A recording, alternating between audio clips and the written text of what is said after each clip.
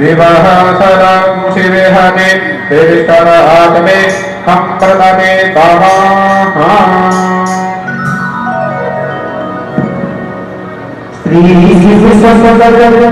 भगवान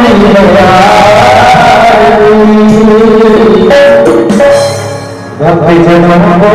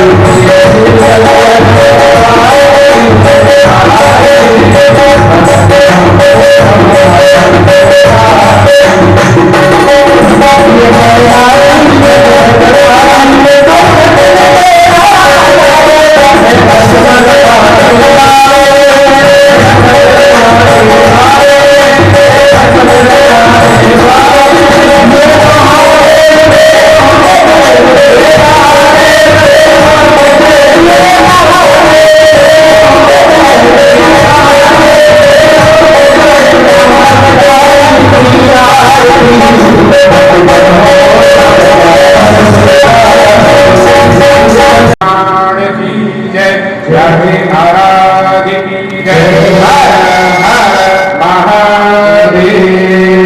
सब अपना अपना स्थान ग्रहण करेंगे, बैठ जाइए सब लोग।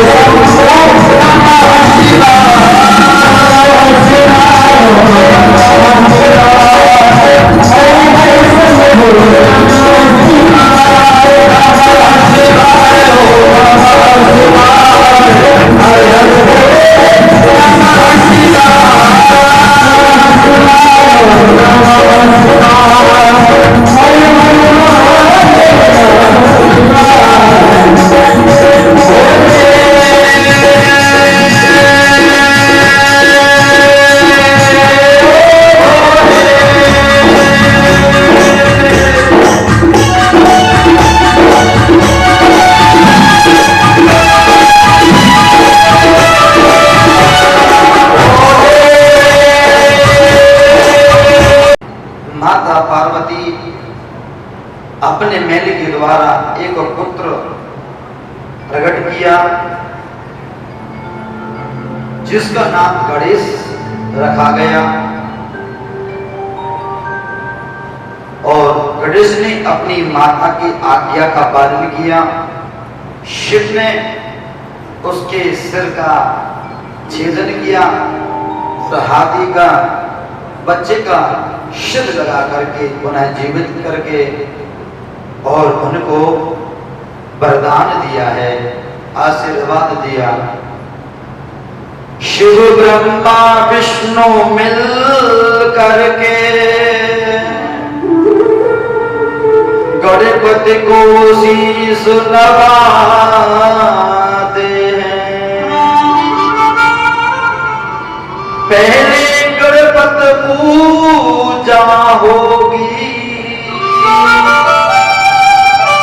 हम सब ये वचन सुनाते हैं। शिव ब्रह्मा विष्णु ने मिलकर के उनको वचन दिया। माता पार्वती ने भी ये सर्वप्रथम पूजा आपकी ही श्रेष्ठ मानी जाएगी। और साथ में ये भी बोल दिया कि जो यज्ञ अनुष्ठान तप जो भी करेगा, अगर आपका आह्वान पूजन स्थापन नहीं देगा करेगा तो वो कार्य पूर्ण सफल नहीं होगा, नहीं माना जाएगा। वो सर्वप्रथम गणेश जी को वरदान दिया है, उनका सिंदूर धूप नैवेद्य गंध से पूजा चंदन तांबूल से अर्पण करा है, गणेश जी को प्रसन्न किया। कितने इधर गणेश और दूसरे पुत्र का क्या नाम था गणेश जी की, उनके सब जी क्या कार्तिक। हमने सुना था कल कार्तिक जी का जन्म कैसे हुआ।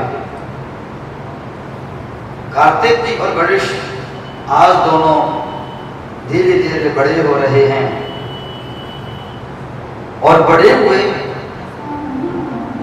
तो जाकर के दोनों ने प्रमोद विनोद हास में और अपनी माता जी से कहने लगे, बोले हम अपना विवाह करेंगे, हमारा विवाह कराओ।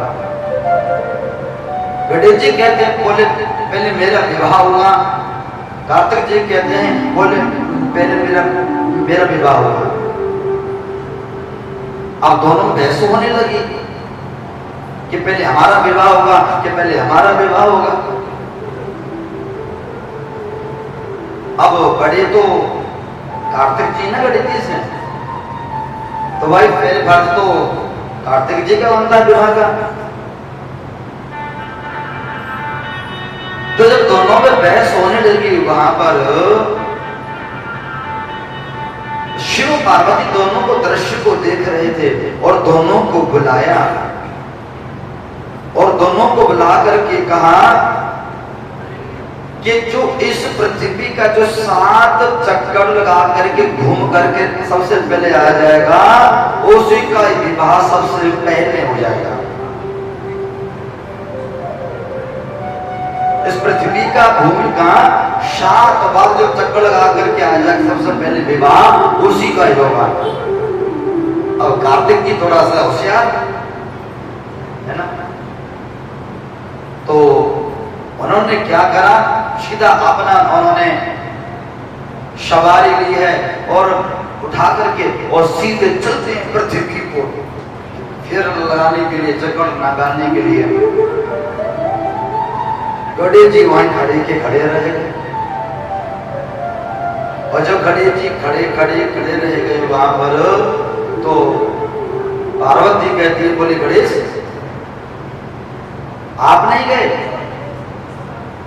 अभी आप तो गए भी नहीं हो। और गणेश जी की सवारी कौन है, क्या है, सुहा मूषक सुहा। बोले हर हर। तो गणेश जी की सवारी है मूषक। अब मूषक को ज्यादा तेज दौड़ नहीं सकता। अच्छा मूषक जब दौड़ने पे है तो लोग उसको पकड़ भी नहीं सकते, कभी यहाँ कभी वहां, कभी ये कपड़ा काटे कभी वो करता नहीं करता। अच्छा वो कपड़ा क्यों काटता पता तुमको, आगे बताएंगे। तो माता पार्वती कहते बोले गणेश जाओ ना तुम, तुम्हारे बड़े भाई तो पहले निकल चुके हैं, वो आ जाएंगे। जब इतना गणेश ने सुना है, जिनको बुद्धि का दाता कहा गया है गणेश को, उन्होंने अपनी माता और पिता को एक ऊंचा स्थान दिया और स्थान देकर के गणेश जी कहते बोले आप कह रही है बोले परिक्रमा लगा करके आओ, और मैं कहता हूं ये तो परिक्रमा हो गई। पार्वती कहती गणेश कहां से परिक्रमा हो गई, आप क्या तो यहीं खड़े हो। बोले मैं खड़ा नहीं हूं, उन्होंने सिंहासन दिया और सिंहासन कर दे करके और गणेश ने अपने माँ पार्वती और शिव की परिक्रमा 7 लगा करके और माँ के चरणों के सामने शीश झुका करके खड़े हो गए।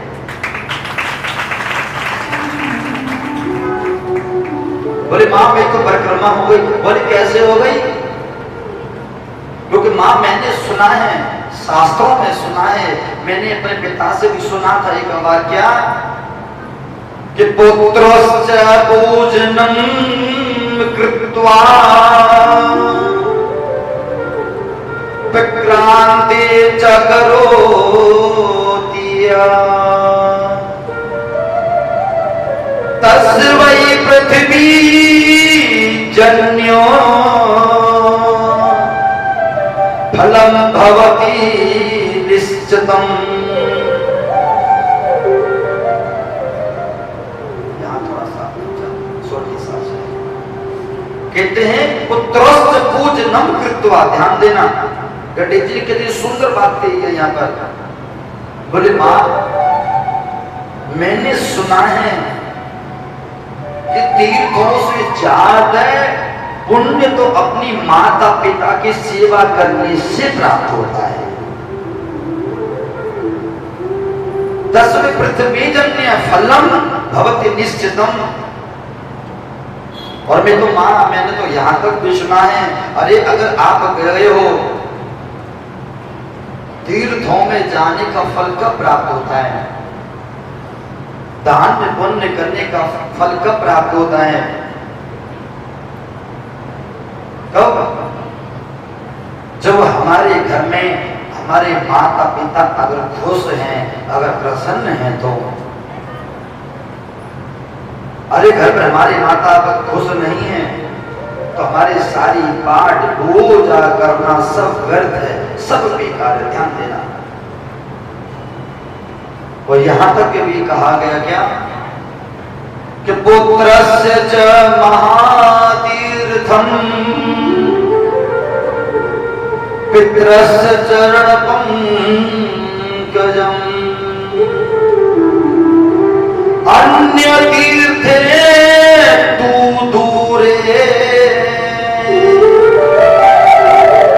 गत्वा संप्रानो पुनः। गणेश जी बड़ी सुंदर बात कह रहे हैं, तस्य पुत्रस्य तीर्थम, यानी उस पुत्र के लिए सारे तीर्थों से बड़ा तीर्थ तो उसके माता पिता की सेवा करना उनके चरणों में ही मिल जाता है। हमने ऐसे ऐसे पुत्रों को देखा है, लखपति हैं, करोड़पति हैं, पर उनकी माता पिता के लिए उस बच्चे के पास में 2 मिनट समय नहीं है। हम बाहर जाकर के भंडारा करते हैं, प्याऊ लगा रहे हैं, पानी पिला रहे हैं, और घर पे तुम्हारे माता पिता अगर भूखे और प्यासे हैं, ध्यान रखना उसको तुम्हारे प्याऊ का भंडारे का कोई फल आपको प्राप्त नहीं होगा। अगर आपको उसका फल प्राप्त करना है ना, तो आप घर में जो बैठे माता पिता हैं पहले उनकी सेवा करो, उनकी आज्ञा का अनुसरण करो, तब जाकर के आपको तीर्थों का फल प्राप्त होगा। हमारे शास्त्र कहते हैं, पुराण कहते हैं, संत ऋषि कहते हैं, सारे तीर्थ धाम आपके चरणों में। आप किसी तीर्थ में मत जाओ, चाहे सारे तीर्थों में जाओ, कहीं भी जाओ, पर आकर के अपने माता पिता की उनकी सेवा करो, तब जाकर के आपको उनकी तीर्थों का दर्शन करने का पुण्य फल प्राप्त होगा। और हम यही गलती करते हैं, सारे कार्य करते हैं, घर पे बैठे माता पिता हमारे दुख पाते हैं, कष्ट पाते हैं, क्योंकि कहते हैं ना, हमारे गुरुदेव एक कथा बताया करते थे, सुनाया करते थे। एक स्त्री थी, ध्यान से सुनना, और उसके कई वर्षों बाद उसको एक संतान हुई। जब बच्चा वो 1.5-2 साल का ही था, तभी उस स्त्री के पति गुजर गए। अब जो धन का आय का जो मार्ग था सब रुक गया, अवरुद्ध हो गया। उस उसके परिवार में कोई था नहीं, नव यौवन है, संसार में रहना, 7 बच्चों को पालना कितनी बड़ी बात होती है गाना। और आकर के कार्तिक को रास्ते में रोक लिया और कहने लगे, बोले कार्तिक कुमार, आपके साथ बहुत गलत अनर्थ किया गया है। बोले क्या किया गया है?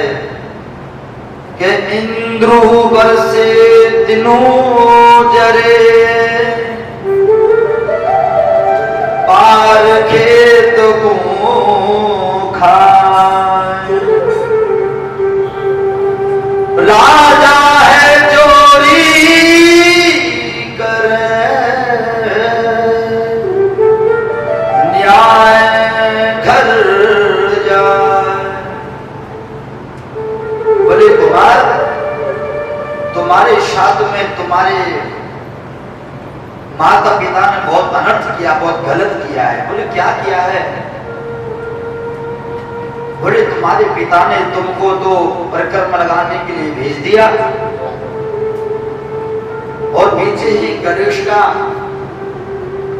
प्रजापति जो विश्व रूप हैं, उनके 2 कन्याएं थी, रिद्धि सिद्धि, उसके साथ में विवाह करा दिया और 2 पुत्र भी हो गए। शुभ और लाभ तुम्हारे साथ में अच्छा नहीं किया। यानी कुमार कार्तिक जी को नारद ने भड़का दिया। कार्तिक जी को बड़ा क्रोध आया है और क्रोध आकर के वो शिव पार्वती अपने पिता के पास में गए, प्रणाम किया और सीधा वहां से पर्वत की तरफ चलते हैं। क्रौंच नाम का पर्वत है।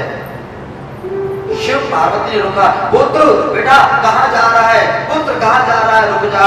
और कार्तिक कुमार ने पीछे मुड़ करके नहीं देखा और क्रौंच पर्वत पर जाकर के कार्तिक जी ने बैठ गए हैं भजन करने के लिए।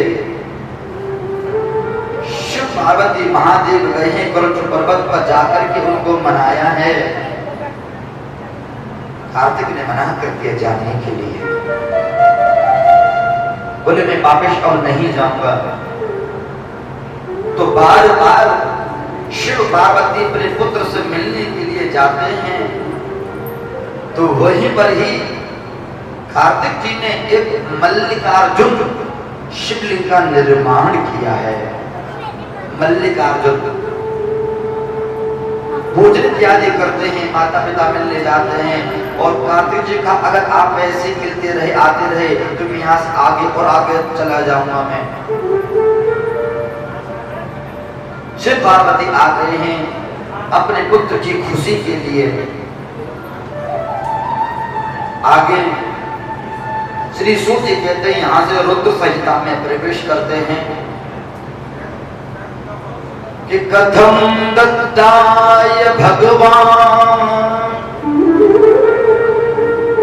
नारायणी स्वरतिशां त्रयीगेन वारेण युगकल्पे वीर्यवान।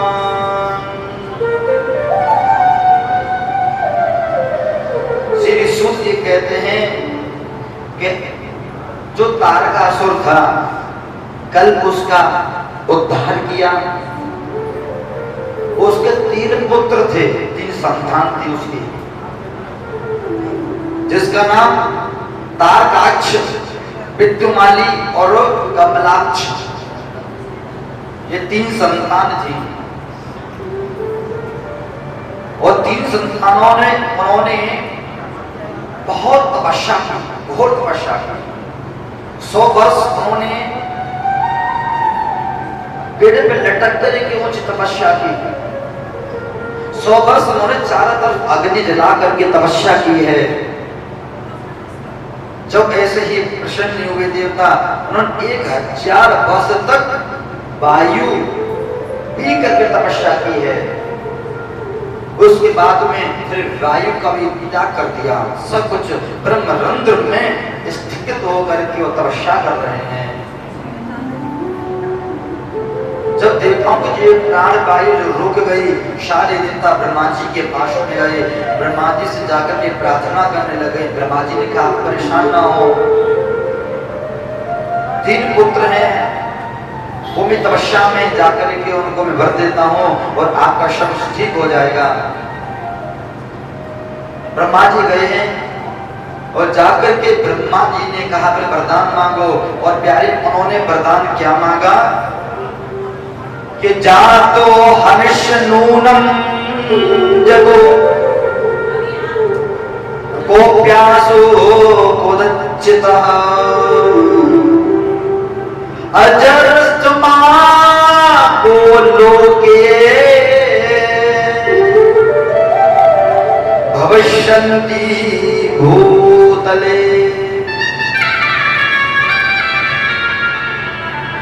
क्या वरदान मांगा? अजरमास्त्रो लोके भविष्यति भूतले। तीनों ने मांगा हमको ऐसा वरदान दे दो जो हम कभी मरे नहीं, अजर और अमर हो जाए। ब्रह्मा जी बोले वाह, बोले हम खुद अजर अमर नहीं है, तुमको क्या वरदान दें अजर अमर के लिए? पर जिसके पास जो होगा वही तो वो देगा ना। ब्रह्मा जी बोले खुद हम ही अजर अमर नहीं है, जब प्रलय होगा तो हम भी सृष्टि में विलीन हो जाते हैं, तो तुमको कैसे वरदान दे सकता हूं अजर अमर का?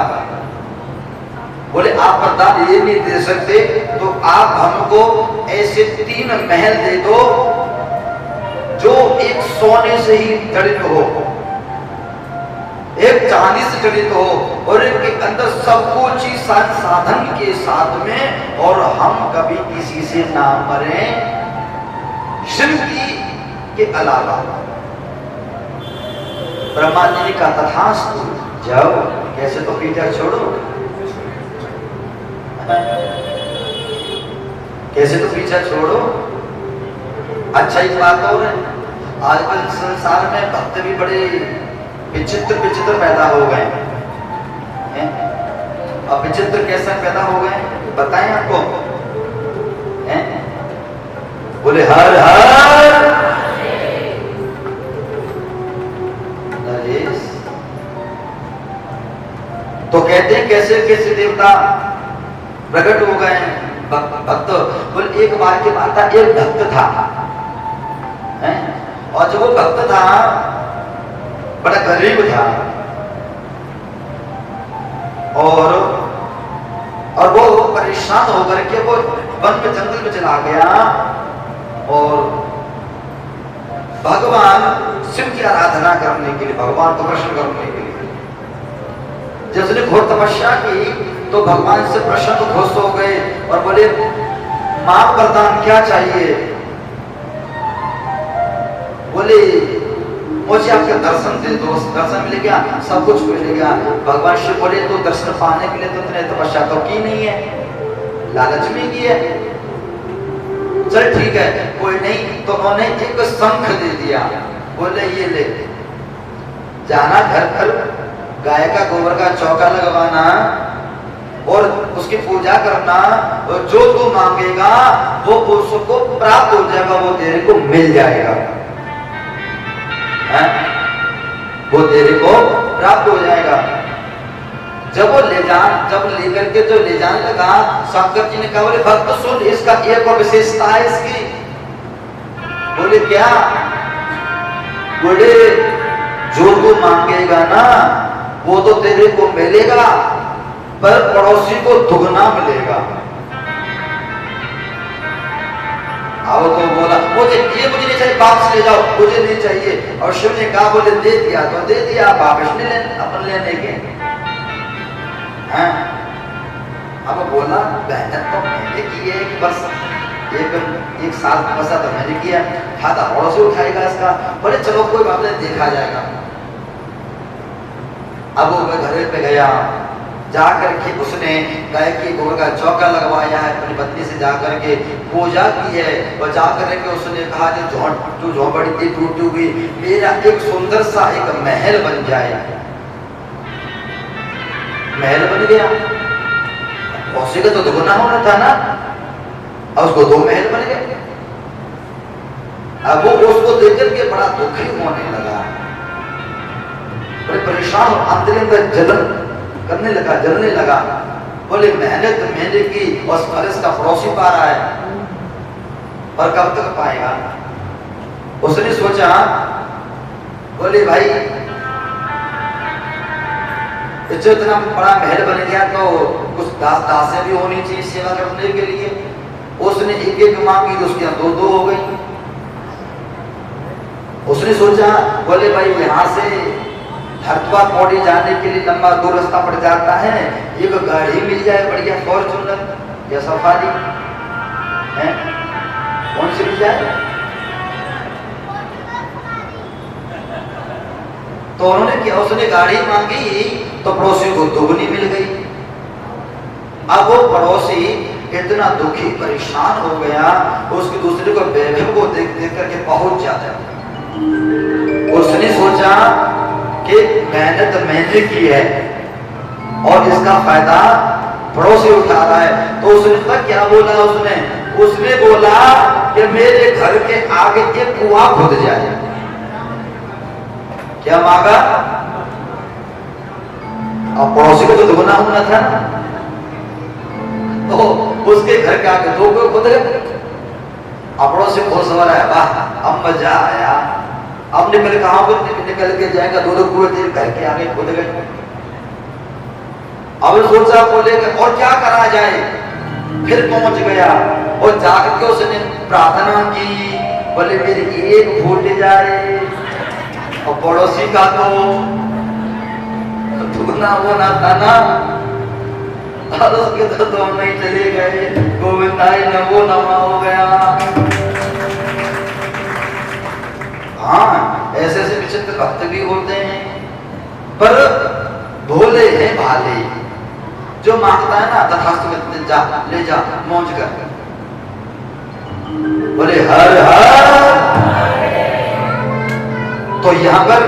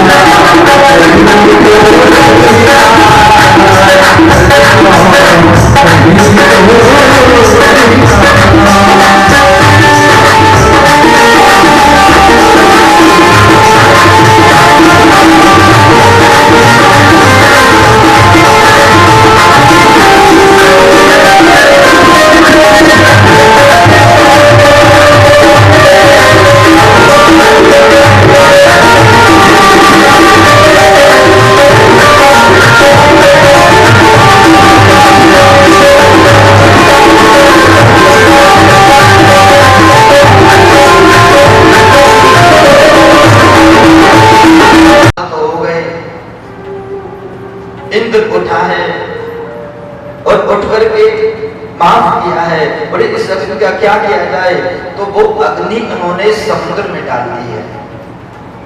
कहा समुद्र में उससे जीव एक प्रकट हुआ है। और जैसे प्रकट हुआ उस अग्नि से एक बालक प्रकट हो गया है, बच्चा प्रकट हो गया है, सुंदर स्वरूप है, नीलमणि तेजस्वी है वो पुत्र।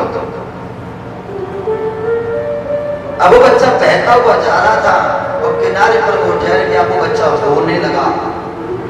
तो बच्चा जो रोने लगा है वहां पर ऋषि वहां पर पहुंचे हैं उसके तट पर, और उसको पुत्र को बच्चे को उठा लिया और उठा करके गोदी में लिया। वहां पर सारे देवता आ गए और बच्चे को ऐसे गोदी में लिया था कि बच्चा किसका है, कहां से आया है, इतना बोल रहे थे। उस बच्चे ने छोटे से ने ब्रह्मा जी के गले को यहाँ को पकड़ के खींचने लगा। ब्रह्मा जी घबराने लगे, और जब घबराने लगे तो कहते हैं कि उसके शरीर से पानी निकलने लगा है, पानी निकलने लगा। तो कहते हैं उस बच्चे का नाम रख दिया जालंधर। बोले भोलेनाथ बाबा की। उस बच्चे का नाम जालंधर रखा है। बच्चे को वहां से छोड़ दिया है, बच्चा धीरे धीरे बढ़ने लगा है। उसने जाकर के तपस्या की और तपस्या करके उसने शुक्राचार्य उसके यहाँ पर पधारे हैं, और शुक्राचार्य को देख करके उसने नमस्कार प्रणाम किया है, और प्रणाम करके और वरदान दे दिया था शिव ने, ब्रह्मा जी ने। बोले जाओ आप प्रसन्न रहो, बलशाली था। बोले अगर तुमको कोई मार सकता है तो शिव स्वरूप ही मार सकता है। और जब ये कुछ गलती करेगा तब इसका उद्धार शिव ही स्वरूप से करेंगे। शुक्राचार्य ने आकर के जालंधर को बहका दिया। बोले इन्हीं देवताओं ने तुम्हारे पिताजी से धन संपत्ति स्वर्ण गौ अमृत तक छीन लिया था। जालंधर के पिता कौन है? जालंधर के पिता कौन है? समुद्र है, समुद्र है पिता जालंधर के। क्योंकि जो गिरा था अग्नि, तो उसको समुद्र से पुत्र उत्पन्न हुआ है।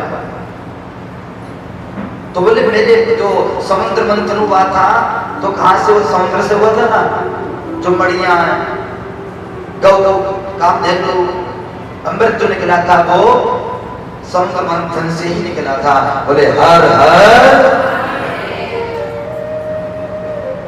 आज जालंधर को भड़का दिया है शुक्राचार्य जी ने। तो कहते हैं यहाँ पर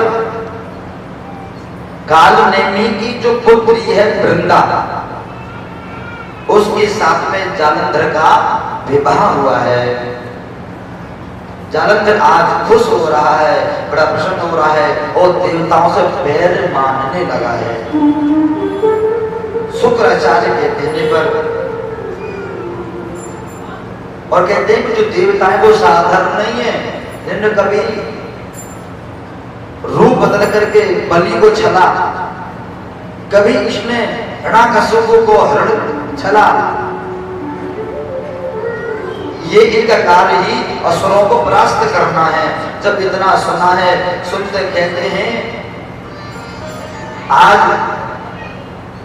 उसने इतना अत्याचार आक्रमण करना प्रारंभ कर दिया। उनका काम यही है कि तपस्या करना, वरदान मांगना और देवताओं को दंडित करना। और ये सब देख करके जालंधर ने इंद्र के पास में दूत भेजा है। इंद्र जाकर कह दो कि जितने भी समुद्र से जो आभूषण निकले थे सब वापस कर दो, या फिर युद्ध के लिए तैयार हो जाओ, या फिर आकर के मेरे चरणों में आकर के शरणागति प्रदान कर लो। इंद्र ने कह दिया, बोले मेरा इससे कुछ लेना देना नहीं है। हाँ, जाकर के विष्णु से जाके बातें करो। इंद्र ने अपना बचा लिया अपना हिस्सा, बोले मेरे से मत मुझको, मैं तो सिर्फ अलग खड़ा था। अब दूध गया है, जाकर के विष्णु भगवान से जाकर के कहने लगा है। विष्णु भगवान कहते हैं, बोले हमने जगत कल्याण के लिए समुद्र मंथन किया था और तो उससे तो समझा रहे तो वहां शिव भी आ गए। वो दूध शिव से भी बोल रहा है। भगवान शिव ने कहा, बोले जब अमृत निकला तो उसका तो कह दिया, और जो विष निकला उसका नहीं बताया होगा। विष निकला था। कहते हैं भगवान सदाशिव ने भक्तों के कल्याण के लिए विष पान किया। अच्छा एक चीज और है, लोग कहते हैं कि भोले बाबा जो जो भगवान देवताओं ने किया वो हम भी करेंगे। क्या कहते हैं? जो देवताओं ने किया वो हम भी करेंगे। अच्छी बात है भैया, करो। हाँ, अब भोले बाबा ने तो विष भी पिया था और तुम पी के दिखा दो। क्यों जी? विष पी लेंगे? एक घूंट पीते ही डॉक्टर के क्लिनिक तक नहीं पहुंच पाओगे। और कहते जो भगवान देवताओं ने किया वो हम करेंगे। लोग कहते हैं भगवान शिव के भांग भी, सत्य उदाहरण के भोले बाबा ने भांग पिया है। जो कि एक बार सदाशिव समाधि बैठ जाते थे तो 13,000 वर्षों तक तपस्या में ही बैठे बैठे रहते थे। और कुछ समाधि खोलती थी भक्तों कल्याण के लिए, फिर समाधि बैठ जाते थे। अब बताइए जो इतनी समाधि भजन करता हो, क्या उसको ये कार्य करने के लिए समय मिलेगा? सत्य बताओ। लोग रावण लेने के लिए जाते हैं, कहते हैं भोले का प्रसाद है। भाई भोले बाबा ने कहा भाग पी, हमको प्रमाण दे दो हमको आज, चलो हम मान लेंगे।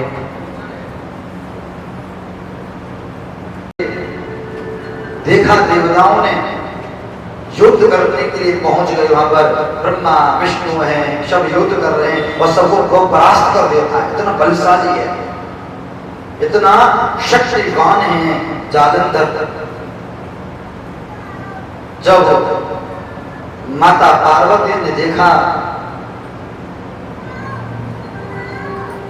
कि ये तो सब परास्त कर रहा है, तो विष्णु भगवान आए हैं। विष्णु भगवान आकर के युद्ध करने लगे जालंधर से। ध्यान से सुनना। और युद्ध करते करते आज विष्णु भगवान कहते हैं जालंधर से, बोले आज इतना बलशाली आज मैंने कोई पहली बार देखा है जो मुझसे बराबरी कर रहा है। आज मैं तेरे खुश हूं, प्रसन्न हूं, वरदान मांगो क्या चाहिए?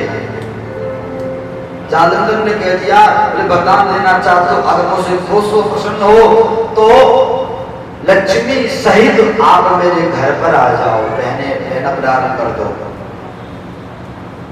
विष्णु भगवान पत्नी सहित आ गए। और उसे तो आगे कब्जे में विष्णु को, आप विष्णु कुछ कर नहीं सकते। कहते हैं लक्ष्मी का भाई कौन है? लक्ष्मी का भाई कौन है?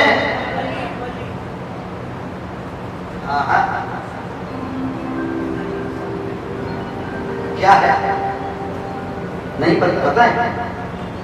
लक्ष्मी का भाई है जालंधर। लक्ष्मी से कहां से प्रकट हुई थी? समुद्र से।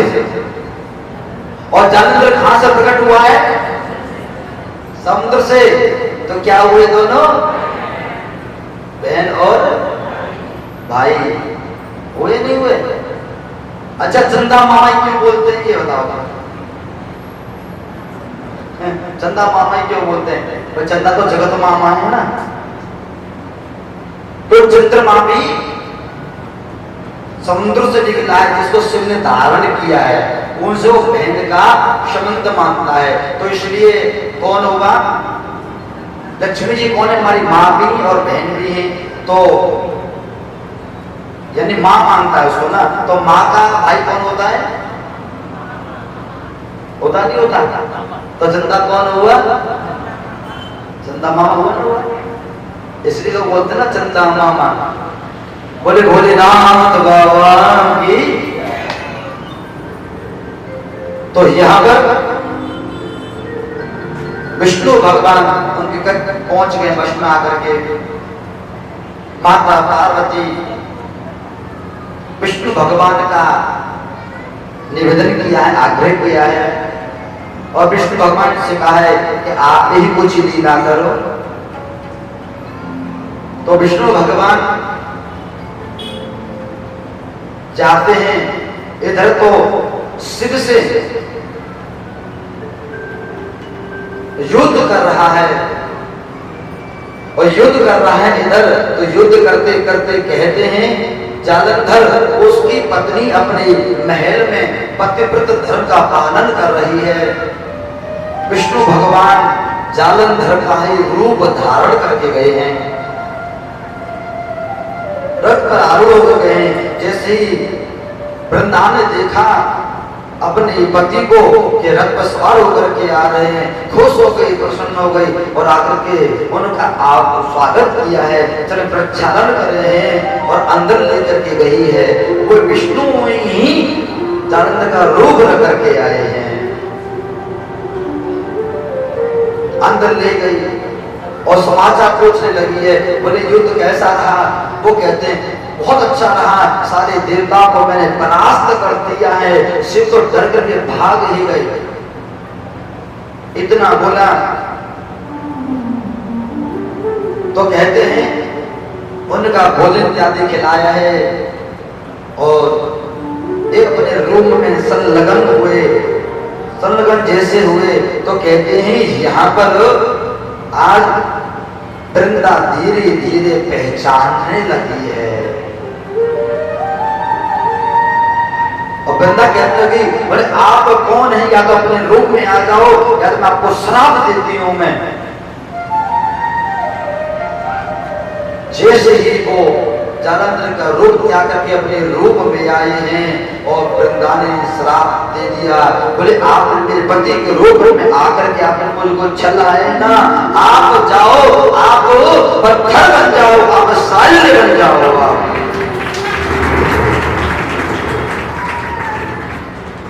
श्राप दिया।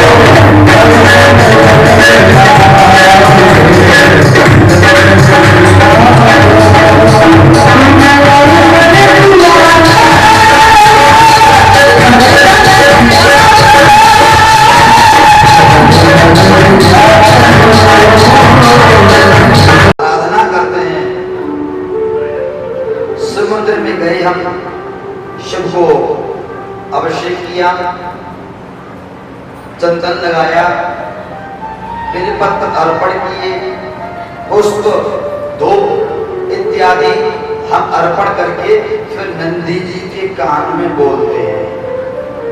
वो क्यों बोला जाता है? शास्त्रों में ऐसा लेखन आता है, शिव पुराण के अंदर ऐसा लेखन आता है कि मेरे भगवान सदाशिव भक्तों का कल्याण करने के लिए ही, उद्धार करने के लिए अवतार हुआ है। उद्धार करने के लिए मेरे भगवान सदाशिव समाधि में लीन रहते हैं, और जब लीन रहते हैं तो कहते हैं शिव के सबसे करीब अगर कोई रहता है तो वो कौन रहता है? नंदी जी। आपने देखा होगा शिव मंदिरों में शिवलिंग के पूर्व दिशा में नंदी जी विराजमान मिलते हैं, जैसे यहाँ पर विराजमान है ये। तो इधर शिव शंकर समाधि में लीन रहते हैं और नंदी जी वहां पर बैठ के पहरा देते हैं। ध्यान से सुनना। तो पहरा देते हैं, भक्त लोग जाते हैं तो जाकर के अपने कष्टों को सुनाते हैं, अपनी मनोकामनाएं सुनाते हैं भगवान सदाशिव को।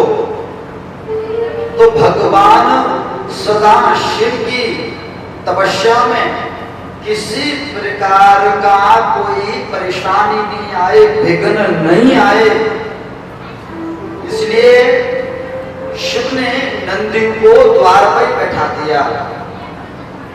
भक्त जाते हैं और नंदी जी के कान में जाकर के अपनी मनोकामना बोल देते हैं, और जब शिव की समाधि पूरी हो जाती है, नंदी जाता है दौड़ करके और जाकर के शिव से जाकर के भक्तों की जो भी मनोकामनाएं जो बोली थी कानों में, जाकर शिव से बोल देते हैं और सिर्फ भक्तों का कल्याण कर देते हैं।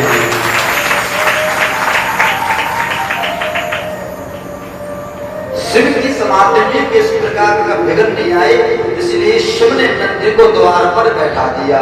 इसलिए नंदी से बोला हुआ कान में अपनी मनोकामनाएं, वो नंदी जाकर कहते शिव से को मनोकामनाएं बहुत ही जल्दी से शीघ्रता से वो पूर्ण और सफल हो जाती। इसलिए नंदी के कान में मनोकामनाएं लोग अक्सर जाकर के बोला करते हैं, और जाकर के आप भी बोलना, नहीं बोलते हो तो अच्छा, ना बोलते तो बोला करना। आप मुझे कौन लोग जाके बोलते हैं? आप तो बताना। ओहो, जानते हैं कुछ लोग, जानते कुछ नहीं जानते। चलो अच्छी बात है, जो नहीं जानते हो इस चीज को आप अपनाएं। और सबसे अच्छी बात ध्यान देना, परसों 16 तारीख बड़ी अच्छी, उस ब्रह्मा जी ने संपूर्ण सृष्टि तो की, फिर भी मन में कोई शांति नहीं थी। भगवान शिव के पास गए हैं ब्रह्मा जी, जाकर शिव से प्रार्थना की है सृष्टि के लिए। तो ब्रह्मा जी को देखते देखते कहते हैं कि सर्वासामेव शक्ति नाम त्वया खलो समद्भुवम् तस्मात् त्वा परमा शक्ति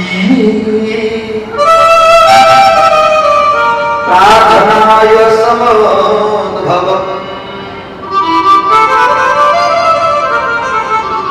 ब्रह्मा जी ने जाकर के शिव से आराधना की है, और देखते देखते आज भगवान सदाशिव के वाम अंग से स्त्री और पुरुष से पुरुष, आज भगवान अर्धनारीश्वर अवतार ग्रहण किया है।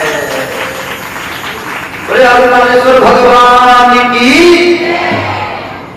अर्धनारीश्वर भगवान ने शिव ने अवतार लिया है भक्तों का कल्याण करने के लिए। आगे निरूपण करते हैं श्री सूत जी महाराज, और कहते हैं यहाँ पर उन्होंने 28 अवतारों में शिव ने निरूपण किया है। अवतार का स्वयं प्रभु है, दूसरा सत्य, भार्गव, अंगिरा, सविता, मृत्यु, इंद्र, वशिष्ठ, सारस्वत, त्रिमहा, सदुद्र मुनि, धर्म नारायण, रक्ष, त्रिनारुणी, देव मुनि, दीर्घपिंजल, भरद्वाज, गौतम, वाच। इसी प्रकार 28 अवतार में भगवान सदाशिव ने लेकर के भक्तों का कल्याण करने के लिए भक्तों को वचन दिया है। भक्तों का कल्याण करने के लिए भगवान सदाशिव अनेक रूप में आते रहते हैं। भक्तों को जिस रूप में भगवान को पुकारा है प्रभु चले आए हैं। तुलसीदास जी भी कहते हैं ना,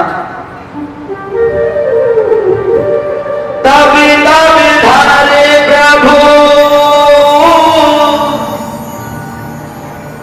तब धारे प्रभु विविध शरीरा,